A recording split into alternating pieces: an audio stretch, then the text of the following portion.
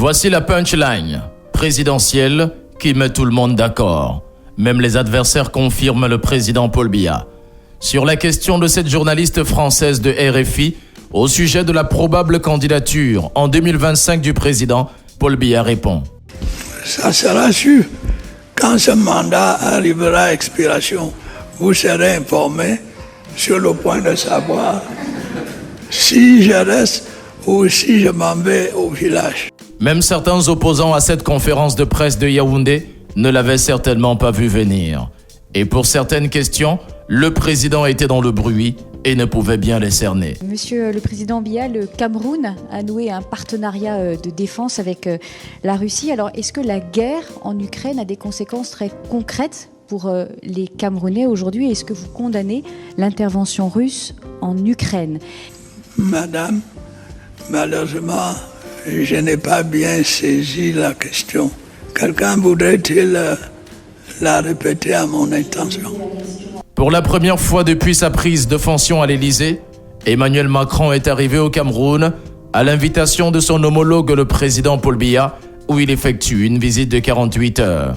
Il arrive dans un contexte marqué par la perte progressive de l'influence de la France en Afrique, une Afrique conquise par les nouvelles puissances, la Chine, la Russie et bien d'autres.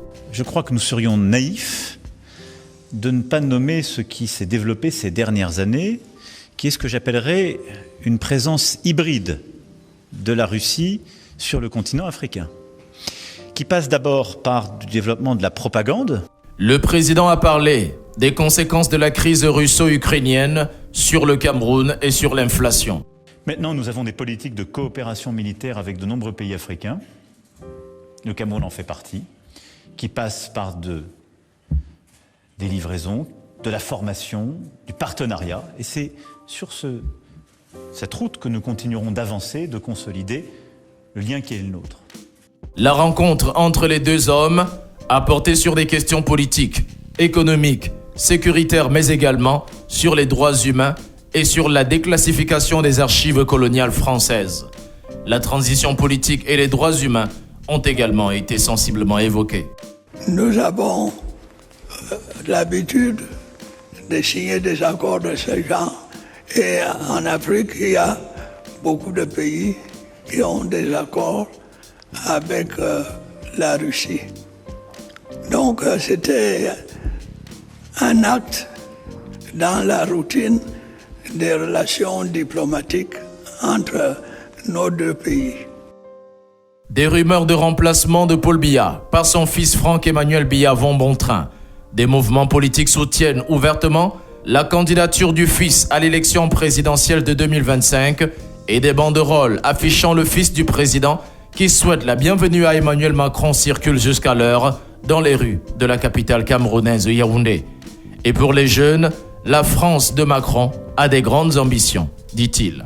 Nous sommes également convenus avec le président Biya de continuer de travailler à l'approfondissement des liens entre nos deux pays sur plusieurs volets, et en particulier en matière de développement économique. J'évoquais quelques-unes des pistes et des secteurs sur lesquels nous voulons avancer, également en matière de paix, de prospérité, de stabilité.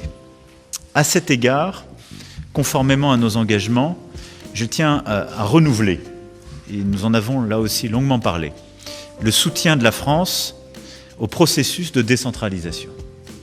Je demeure en effet convaincu, je l'ai dit au président, que la régionalisation constitue une réponse à la grave crise qui continue d'affecter le pays dans ces régions du nord-ouest et du sud-ouest. Et que c'est par ce processus politique, de dialogue, de réforme, d'avancée, de conciliation, qu'une solution durable pourra être trouvée.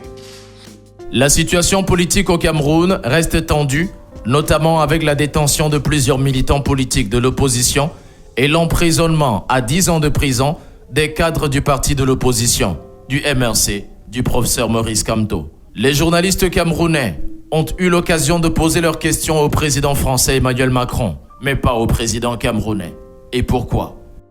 Sur le rôle du Cameroun dans la fin de la crise ukrainienne, le chef de l'État camerounais a bel et bien une vision. Évidemment, le Cameroun commence à subir les effets de cette guerre. Il y a cette inflation galopante qui arrive, il y a les difficultés de transport, il y a l'anxiété des gens. On ne sait pas de quoi demain sera fait. Le Cameroun fera ce qui est en son pouvoir pour hâter la fin de ce conflit et qu'on en vienne à la négociation et au retour de la paix.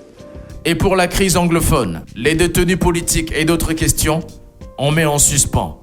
On en parlera vraiment lors de la prochaine venue d'Emmanuel Macron au Cameroun, peut-être en 2025, lors de la prochaine élection présidentielle au pays. Merci de vous abonner à notre chaîne Premium Télévision pour ne rien rater des infos tout azimut, actualités sociopolitiques, culturelles et sportives du 237, du continent et du monde.